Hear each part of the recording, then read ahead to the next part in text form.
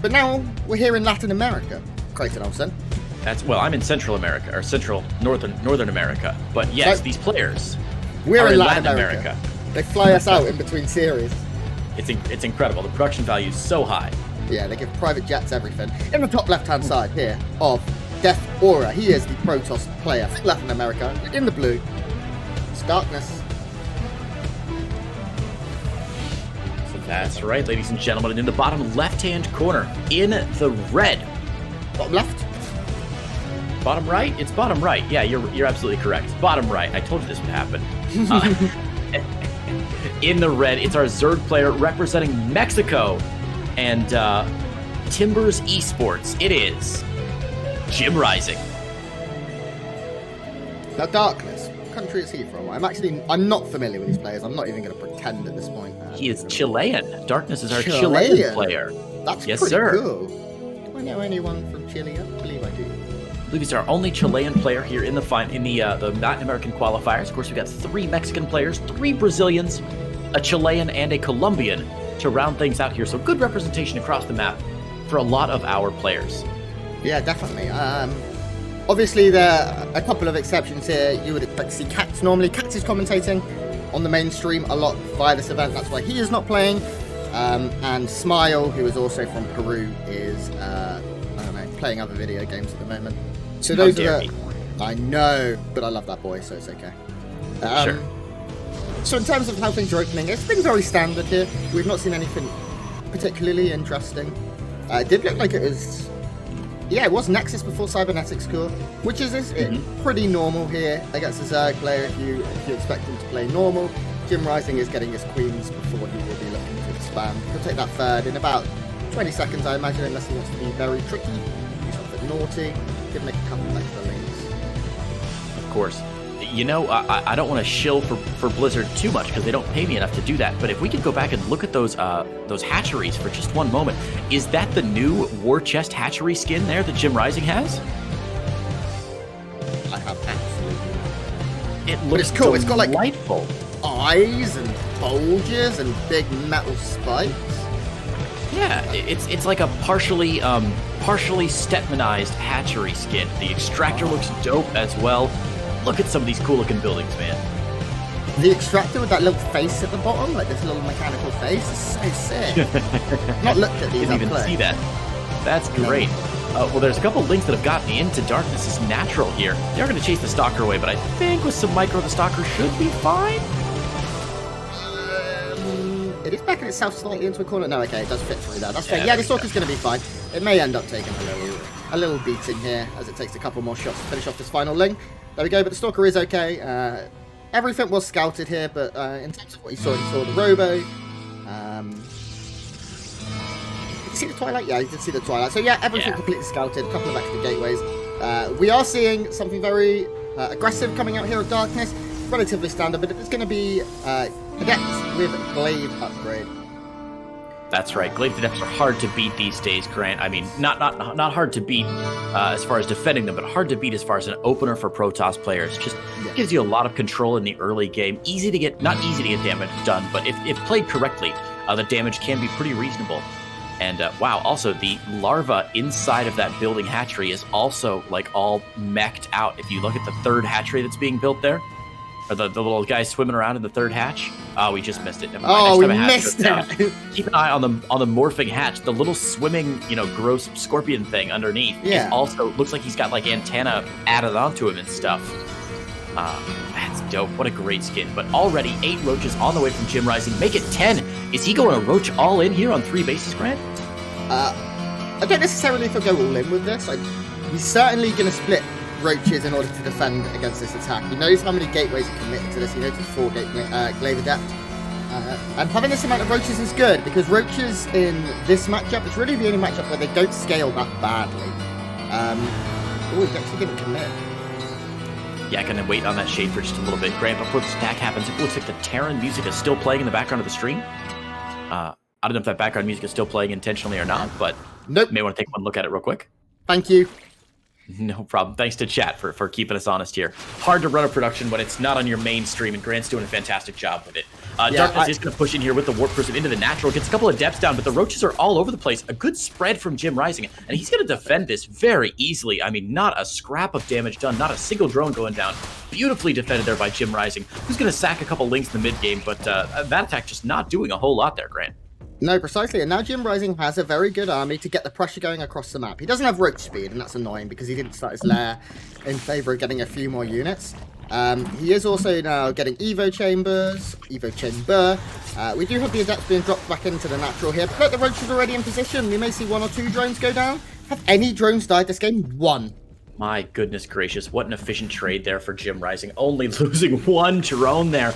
Now, Glaive to Depths is an opener where if you overcommit, you have absolutely got to get a lot of damage done. Otherwise, you're so far behind economically that it just doesn't work. The good news is, Darkness hasn't overcommitted to this, right? He's only lost 2 Adepts so far. He's still got most of them on the map. And he is behind this, adding on Immortals. He's got his 3rd base down. He seems to be doing a pretty decent job so far, staying in it. Yeah, I completely agree with you. Adding on a few batteries to the 3rd to make sure it's completely safe here. One thing JimRising hasn't been able to do because of all this pressure is spread creep. It's not great. It's only just pushing out of his 3rd base and his natural here. And that is a bit of a problem, especially if you did want to move across the map. Adepts continue to come in. I'm very impressed with Darkness's control with this Prism. It's taken a bit of a battering, but he's really not losing Adepts. Yeah, and he's doing a great job. You mentioned it, that JimRising's creep isn't spreading very far. I don't know if that's necessarily JimRising's fault so much as it is Darkness who's being very active with that Observer. That's one of the most important things a Protoss player can do if they start with a Robo secondary, not necessarily a Robo opener, but like Twilight into Robo. No matter what kind of build you're doing, whether it's Glaives, Adept drops, DTs, whatever you're going, or Archon drops, DTs, whatever you're going for, as long as you have the Observer out behind that, and you can pick off creep like secondarily, so we didn't see Darkness get a lot of damage done, right? But he still had that Observer there, and he's able to pick off that creep, canceling a lot of tumors, and are killing off a few tumors as well. And that's really as much to his credit as it is to JimRising being a little bit slow on spreading that creep. So well done by Darkness here, who's still in the game. If maybe just a tad bit behind because his opener didn't get any damage done. Yeah, I still like Darkness's position, actually. He never stopped making probes. He's slightly oversaturated on his 3rd and really does need a 4th, like, ASAP. Because you can see now he's got up to 26 out of 16. It's very inefficient. But there is an attack coming in. And if he holds this, I'm sure he'll be happy to take a 4th afterwards. That is a lot of Ravagers being morphed in by our fellow caster, JimRising, right now. It is 8 Ravagers on the way now. But look at this from the Protoss. 5 Immortals already out. The Warp Prism, not with this army. Warp Prism getting chased away from the natural right now of Darkness. He's got a couple of Depths down there, killing off 6, 7, 8 drones. But I don't think it really matters right now. The real problem is this giant Roach Ravager push happening at the 3rd. And right now we're already looking at 4 sentries, which means the force fields are going to be pretty limited. Now the good news here is that super batteries are pretty bloody good. But with this amount, I'm not so sure it's going to be game-changing. We are seeing the buildings go down, the force fields be taken down. Now it does look like Darkness has pushed JimRising back, and as we said, he killed 13 drones behind us. And I'm not even certain he's done. He could probably get into the 3rd here. He still has Adepts at the other side of the map. He still has 2 of them just waiting for a position. He is focusing more on his defense for sure at the moment. Oh, but here we go. Yeah, a couple of Depths into the main here. JimRising trying to focus down to the natural and get a surround attack on these Immortals. The battery, by the way, the battery overcharge has not yet been used at the natural. If the time is up, the time is nigh for him to use that battery overcharge. There it is. Battery overcharge finally goes down. The Immortals in position, but he's running out of space to dodge these corrosive biles. The couple corrosive biles are going to land here.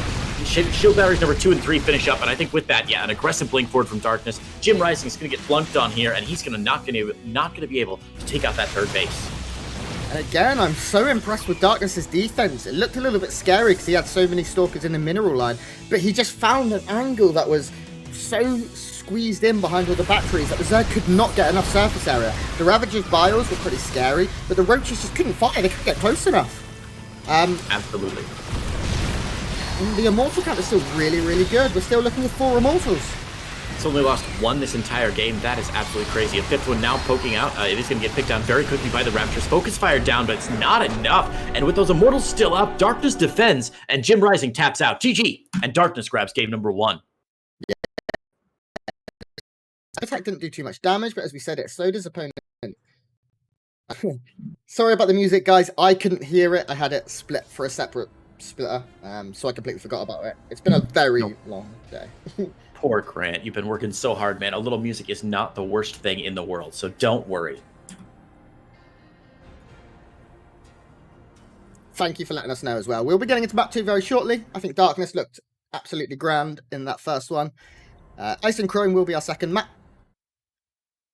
Ice and Chrome. What a good second map this is going to be. I have not seen a ton of games on Ice and Chrome yet. I will say I love the aesthetic of Ice and Chrome. It's a gorgeous looking map. All the maps in the pool. I say it every map pool, Grant, but it's still true every time. This new map pool is one of the most gorgeous map pools we have ever had.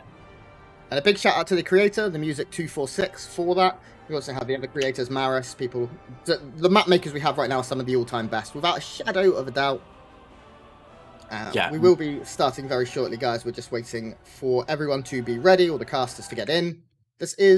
We only have 2 more series after this break, Nelson, and then we're going to be done.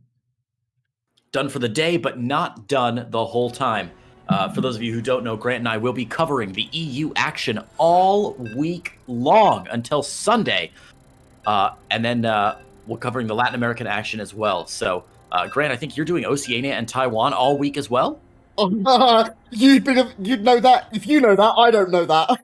Oh, okay. I haven't heard anything. I wasn't sure if the Oceania and Taiwan were on the same schedule that these are, but goodness me, what a big week it's going to be anyway, and I'm so jazzed to cast all the EU and Latin American action with you all week, Grant, as we get into Game 2 here with JimRising and Darkness. And in the bottom left, he plays for the team that Creighton is going to tell us after I introduce the player. He is the Red Zerg player from Mexico. It's JimRising. It's Timbers Esports. This is why we have you, Creighton. That's right. That's the only reason I'm here, is to check Wikipedia very quickly to make it seem like I know things. And his opponent in the top right-hand side, our Chilean Protoss player, currently teamless. In the blue, it is Darkness. So, hello, my old friend. I'm so tired. That's the funniest thing I've ever heard. That's the best audience to have for bad jokes, are children, drunk people, and very tired people, because they will laugh at any bad joke you make, which, as anybody who watches my stream ever knows, that is exclusively my favorite kind of joke. The good news for you, Creighton, is I'm basically all free at this point. Excellent. Well, you're a prime target audience. I'll have to tell you my pirate joke with red pants later. Sorry? I told a great joke on stream about a pirate who always wears red pants. You'll love it, I'm sure. I'm excited now. If we have some downtime, be ready. For sure. We got a Hatch Gas pool going down here for JimRising. It looks like a very standard opener for him. And a Darkness is going to go Gateway Expand with a Cyber Core popping down right now. So again, very standard builds, very safe builds from both players. Doesn't mean, of course, they can't transition to some early mid-game harassment or early mid-game pressure. But for now, our 2 players looking pretty standard. I think that's probably the right call. Would you agree with me, Grant, when I say that there's simply too much at stake here at DreamHack to do anything silly in these games? Yeah, I completely agree with you here. Darkness and JimRising both want to do well, you know. Every series you win is a potential for a little bit more money. I think here on Ice and Chrome we might not see the Glaive of Depths. I'm waiting to find out what tech he does go for. But I think this is a very good Stargate map, and if I'm Darkness, maybe I'm mixing it up. He is adding on, is that a second Adept? No, it's his first one, okay. So the first Adept now coming out. That's very normal to get out across the other side of the map, but I'm interested to see what the tech is. It looks like it will go down in the main, behind the mineral line. Maybe the best place. Maybe it's Stargate? I think so. What's the gas count looking at? Darkness now hits 150. Stargate, boom. Beautiful, beautiful stuff. We haven't talked a whole lot, Grant, since these are pretty standard openings as we wait for the Stargate to sort of happen. No scout from JimRising yet. The Overlords slowly making their way in. But we have not yet talked about the stakes, I think, in this tournament. What people can check, of course, is the Liquipedia, which shows that all these players already earning at least $750 for earning 7th through 8th place. So even if you lose out in the group stages, don't win a single game, guaranteed $750 US. And the prize pool just increases from there. The winner, of course, for the Latin American tournament does get a seat into the semifinals for DreamHack starting on July 16th. But something else that's true, or that I'm almost positive is true in all these qualifiers, is that for every match win you get, so not every game, but every match win you get, That's an additional $125. Is that correct, Grant? All right. I'm fairly confident that every match win is an additional $125 for each player, which incentivizes them to not just do well to get out of the group stages, but to put their all into every single map of the group stages. Yes. Because sometimes we'll get to the end of the group stages, you know, a player who's already 0-5 or 0-6 is like, whatever, I just won't show up for my games. But this way, they're incentivized to go ahead and play all their games. There's something in every game, and it not only rewards the players for playing well, but it helps the tournament stay pretty smooth and functions pretty evenly. So I'm really excited they swapped to this format, and the money is so real, man. This tournament alone, with these 8 players, $17,000 US between these 8 players. That's absolutely insane. Now, we do have to say, when it comes to the Latin American group, there is, of course, a clear favourite. We do have a GSL round of 16 player in playing today. I don't think he'll be on this stream. No, he won't.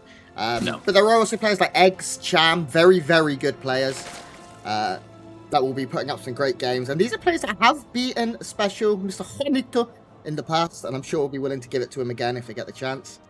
I'm positive these are players who have practiced to defeat Special as well. Yeah. No question.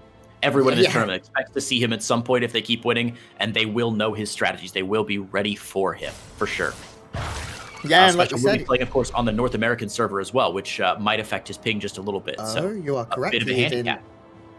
He is in Korea, isn't he? That is a very good point, Creighton.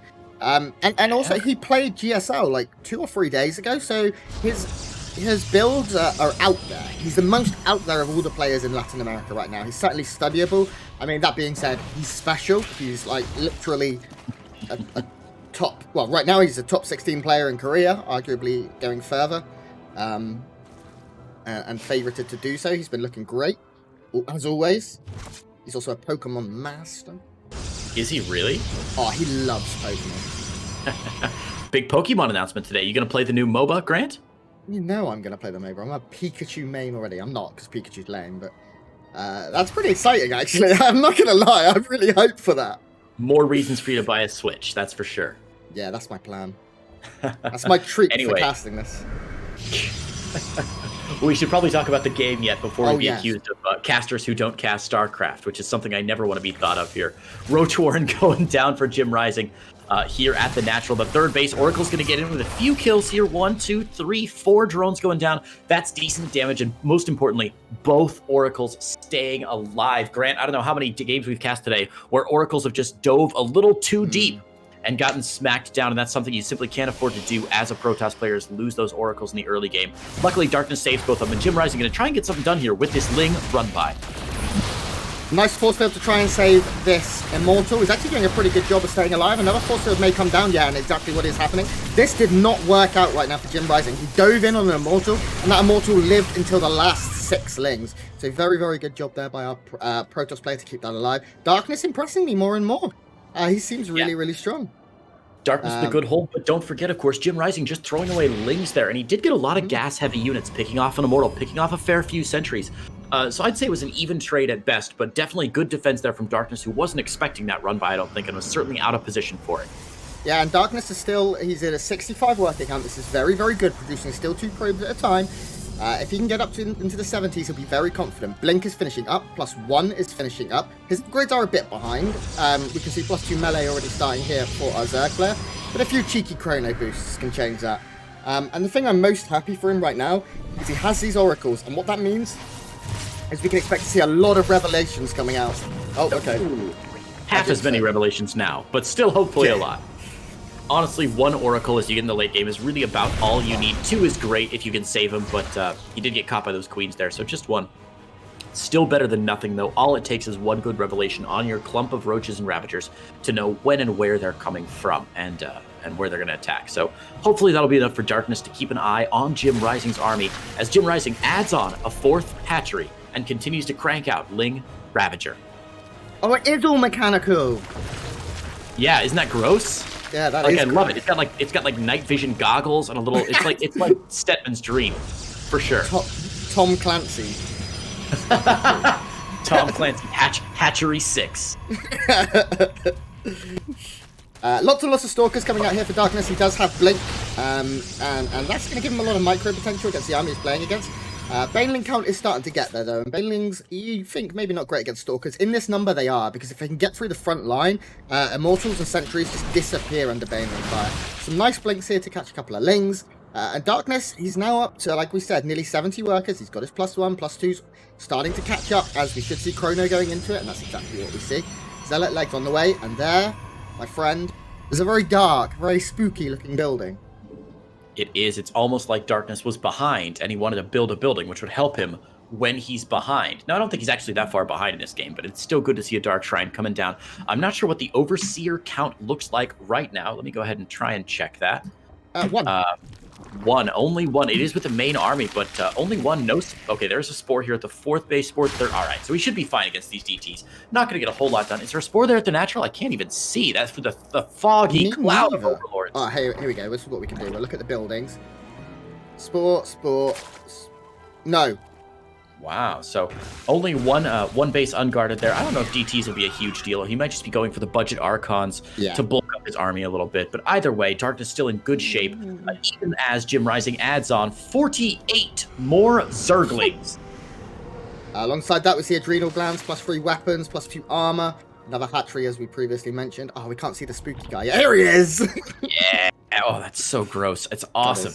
Mad shout out to the Blizzard art designers. I don't know how much game design research you do or everybody in chat does, but designing artwork for an RTS game where things have to be instantly recognizable and still keeping them interesting looking is a very difficult task. Now, it looks like the 3rd base under assault here from some Zealots. A lot of Zealots cleaning out that 3rd base.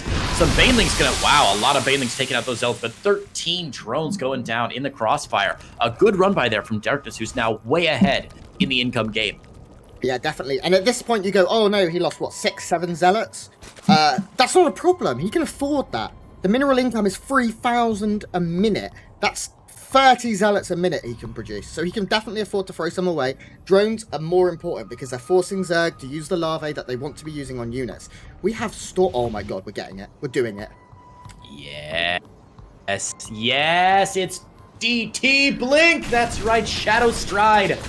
Ladies and germs, oh, Darkness is so putting on a show for the crew today. He knows he's live on camera. He knows he wants to put on a good show, and he knows that the people, you got to give the people what they want. That's the first rule of StarCraft. And yeah, give the people what they want, and what the people want is DT Blink.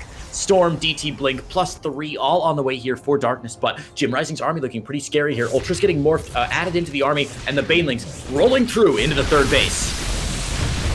Super Battery does come out. It's going to save really very little because Baneling's one shot anyway. We do see the rest of the army now starting to fight. There are a few Ravagers caught up. A nice force field here to split the army.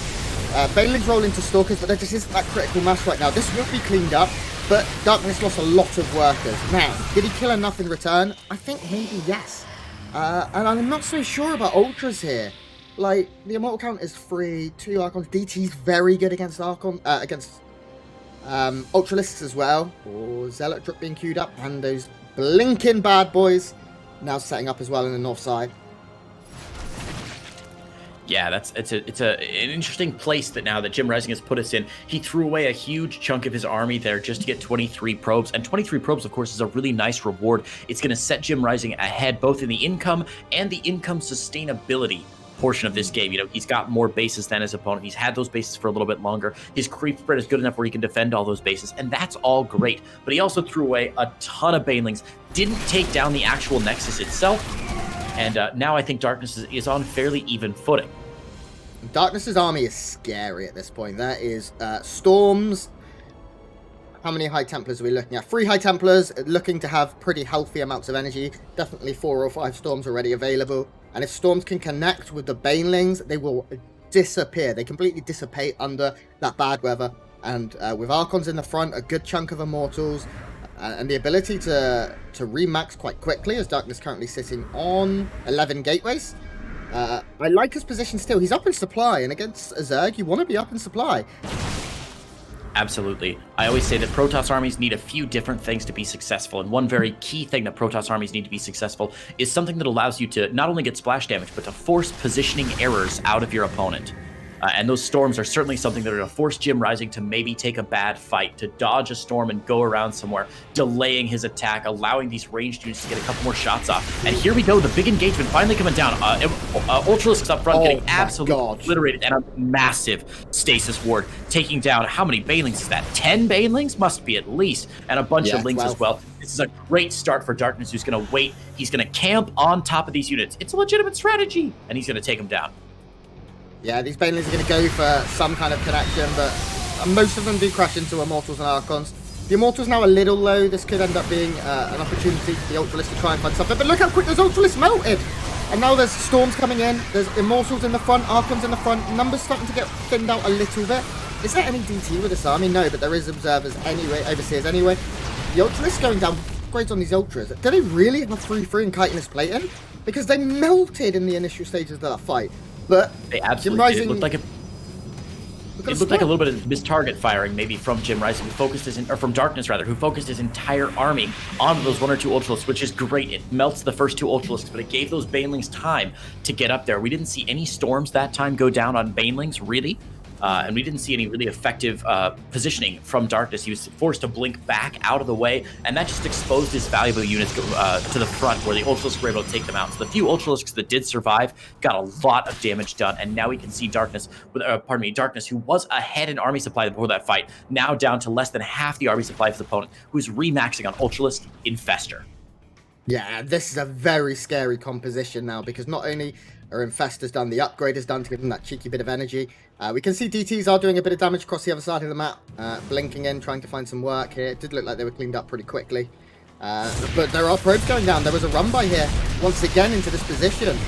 I love that run by at the 3rd, run by up at the 5th base at the 12 o'clock as well, which the 5th base looks like it is going to get killed. Oh, canceled off at the last second there by Darkness. Able to save that base, but not able to save the base, but able to cancel it, so he didn't lose everything, but losing 15 probes in the interim, meaning he's behind on income, he's behind on army. His upgrades are behind as well. He's only on +3, whereas his Surge opponent's on 3-3 already. And what's this from JimRising? Is that Greater Spires music I hear? Da, da, da, da. Oh, it is. It is. Yes. So definitely Greater Spire, I think, is a great choice here. Sure, there are also go back to that Greater Spire, Grant. Go back to that Greater Spire. Oh, we were seeing it. It's black. Oh, it's awesome. Look at that. Oh, it looks like they didn't even finish the art for it. They were just like, you know, it looks dope. It's covered in oil. Oh, that's so sick. Cool, cool, cool. All right, JimRising pushing across the map now. Looks like there's going to be engagement at the 3rd base for Darkness. Decent Storms managing to connect in, but Storms at this point really not that useful. As you can see, Lingbane isn't the crux of this army anymore. It's now the Infestors. Oh, and it's a huge fungal growth from so many of the units. Super batteries, though, they're bloody good. And you can see these Ultralisks actually starting to melt a little bit. A Storm on top of a couple more. There's still Immortals even alive, doing a Creighton Olsen. I'm getting my words wrong. But the base down here, the 3rd, was taken out. That's right. While all the action was going on at the natural, JimRising separated some of his army and sent about a 1/3 of his army down to this 3rd base, cleared out 17 more probes, cleared out that Nexus, knocking Darkness down to just 4 bases, down to just 48 probes. And look at the drone count from JimRising, 81 drones. In fact, if we look at the income graph here, we can see that only 2 spikes have happened in the past 10 minutes that have really put Darkness ahead. JimRising has been in complete economic control of this game for the last 5, 7, 8 minutes or so. And now looking to move into this top base again is finally finished after being cancelled. But guess what? Its life doesn't seem like it's going to be lasting too long. The Ultralisk going to start chomping down. And Darkness way out of position. He's going to go ahead and put some pressure on the 4th base of JimRising, hoping to even the odds in a bit of a base trade. And he may get pretty lucky here. The Broodlords are out now for JimRising, but they have been spotted. Blinkstalkers will pick off one of them here. Storms missing the links there. JimRising dodging out of the Storms fairly well. Ultralisks doing all they can, but the army for JimRising still working on the basis of Darkness. So he'll trade one hatchery, but at what cost? These Ultras still chomping away at the 3rd base of Darkness. I'm starting to like this Darkness. Does he have... No, he doesn't have an answer for the Broodlords anymore. Okay, the Blinkstalkers unfortunately died. If he'd have kept more Blinkstalkers alive, I really think he'd have been in an okay spot, despite what the supply looks like. Because the Immortal count is through the frickin' roof. And with more and more Ultralisks being produced, the Immortals, you can see, they just one-shot it at this point. So good against these armored units. But what's the answer to the Broodlords? Yeah, and the flood of Lings is not helping either. Of course, Lings, the natural predator of Immortals and Archons, able to surround and get all that damage done. GG goes down, and our Zerg player, JimRising, grabs game number 1 for the glory of Mexico. Game number 2. So for all of our friends down south the border, Viva Mexico, I suppose. Spanish, one of the few languages that I can pretend to speak effectively. I studied it for 2 years in high school and can barely string a sentence together in Spanish, which is embarrassing for me, but also embarrassing for my school's Spanish program. I live with a Spaniard, so... I don't so need you've been to, picking up proper Spanish. No, I just make her do it. I know we were cautioned that because we learned, of course, in the States, we learned Mexican Spanish, which is just slightly different than proper Spanish. Just a little. Yeah. But I didn't learn either one, really. So I got out scot-free. Well, game 2 coming down now. Grant, what's our map for game 2?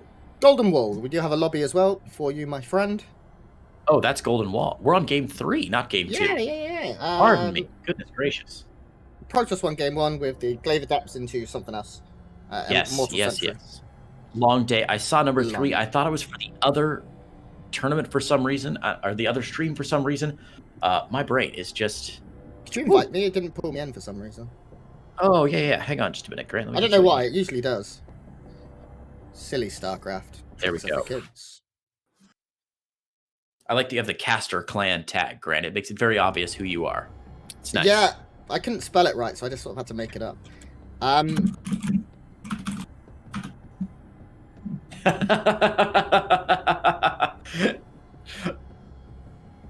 you reading chat, Grant? Oh yeah. Yeah, you are. The tournament admin talking about trash talking Grant in the lobby, saying he's already late, and JimRising, of all the players, just says, "Kick him." I'd have to if you get kicked and you're not in the game, Grant, I would have to radio broadcast the game like it's on the AM/FM radio, which would be really unusual. Is I would open Paint and draw what was happening. That's how we would do it. You'd radio cast it. I would pay money for that. I'd pay money for that. And I am like, if there was like a StarCraft ladder for Paint, I am Grandmaster at bad drawings. I'm so awfully good at it. Like, wait, are you awfully good or awful and good? Oh, no, just awful. But I'm so good at being bad. Okay. It's become comical now. I use it like your MS Paint skills are like the Room of movies, then, where it's become this art form of just being atrocious. Yes, I actually watched Disaster Artist for the first time this week. So did I really you? Appreciate one of my favorite films of the last decade. I'm actually planning a party in the next few weeks after DreamHack's over, where my friends are going to come and we're going to watch The Room and then The Disaster Artist back to back. That's a really good idea. Can't wait. Well, why don't you talk us in here for game number 3 between these two Latin American players? In the bottom right of Golden Wall Ladder Edition, he is representing, let me remember this, he is representing Chile. He is Chilean. The teamless Protoss player. It's Darkness. That's right. And the other side, the left-hand side of Golden Wall LE, the favorite, I believe, to win this series. It is our Mexican player representing Timbers Esports. It is JimRising. So standard openings once again from both of these players, looking very normal. Not seeing anything that makes me believe any otherwise. We should see a Nexus come down in as the mineral count hits 400 here for Darkness. JimRising is getting Hatch Gas Pool, and we'll go 2 queens before expand, as he has every game. So, in terms of openings, Protoss goes Glaives, wins. Goes Stargate, loses. He's going Robo, right? It depends on what he warps in here from his gateway first, I think. He's waiting on the Zealot, waiting on the Cyber Core. You know, I'm really not sure what he's going to go for here. My knowledge of Protoss openings is not quite as good as yours, I'm sure. But I think he's got some options here, depending on what comes out of that gateway very first. Yeah, Second gas is down at about 21, which is very standard. And he's saturated up the other gas as well. So looks, as you said before, looks very standard so far. In terms of this map, it is very good for Stargate play. You can get down the south side of the map, of course. That is completely blocked off unless you open it up from these mining mineral patches, these disappearing mineral patches. So Stargate is very good. Glaive Adepts, it very much depends on what third the Zerg takes. If he takes the third for gold, Glaive's not that good because you can get a lot of roaches very, very quickly. So we will see Twilight Council. I think it will be Glaive Adepts. Yeah, I think you might be right here. And from our Zerg player, so far no third yet. We hit the 2.5-minute mark. Hasn't even transferred a drone across yet. So a very looks like it's going to be a little bit later third. There we go. Drone transferring across now, going up north. Not going to be the gold base. No, I like this very much. I like Glaives against this very, very much because there's so much distance. And to spread creep takes a while. It's like 5 creep tumors to get between the natural and the third, and Adepts can move that distance against slow roaches all day. They love it. And seeing the Robo here, yeah, confirms it. Most definitely going to be Glaives coming out of this with a Prism. I say that now, and I bet Blink starts, and I just sound like a tit. Those Protoss are very tricksy with their build orders, that's for sure. Heck, he hasn't started upgrading anything yet. Maybe he's just going to drop that Dark Shrine and go for the Archon drops. Oh my god, you're so good, Creighton Olsen. I am the best caster in NA by far. That's right. That way, Grant, you can still be the best caster EU, but goodness gracious. Definitely not. Good amount of Queens coming in. Do we have a lair started off yet? No, definitely not. No lair coming in for our Zerg player. Yeah, he isn't adding spores or anything. Has he seen anything? No, he's seen that there is a Robo. I believe that the Overlord sees a Robo. Yes, it does. So does he know what he's playing against? He's getting a Roach Roar, and I think he's expecting Glaive Adepts again.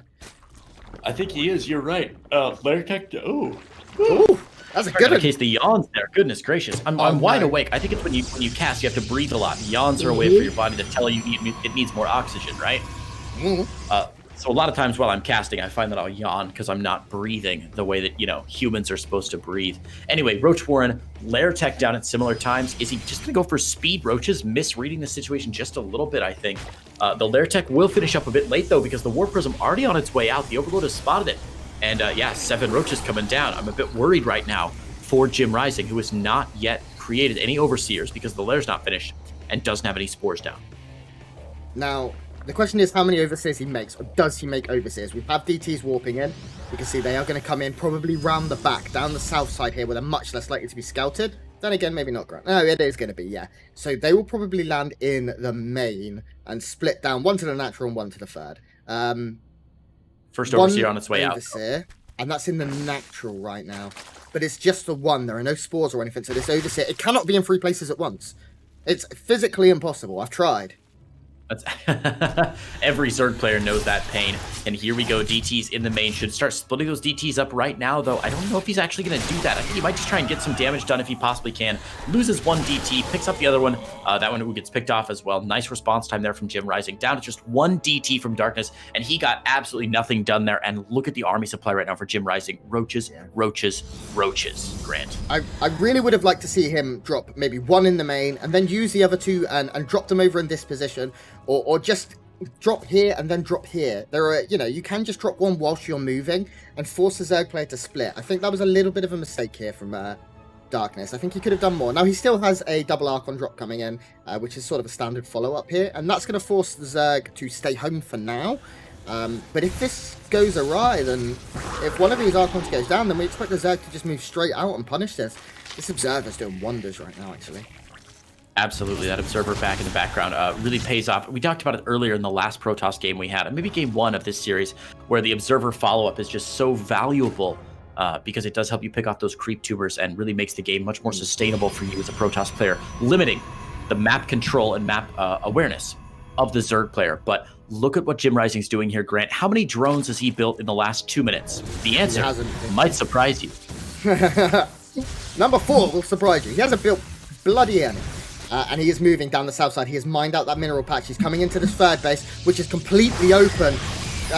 Force field's coming in, but he's force fielded himself out as much as he is force fielded the Zerg. That's right. You're not trapped in here with the Zerg player. The Zerg player's trapped in here with you, man. Pylon going to have the third base, meaning that and there's no shield battery here, of course, so no shield battery overcharge at all. A lot of Roach Ravager, and JimRising is going to hit with a very rough attack here. 2 Immortals are finished up here. Nice snipe on the third base by those Archons, but I don't think JimRising cares at this point. He gets on top of the Immortals. Oh no, the shield battery finished not quite in time. Immortal 1 goes down. Immortal 2 getting fixed by the massive shield battery overcharge, but is it going to be enough here? Probes pulled off the line. Shield battery goes down. The Immortal goes down, and this is looking worse and worse for Darkness, Grant.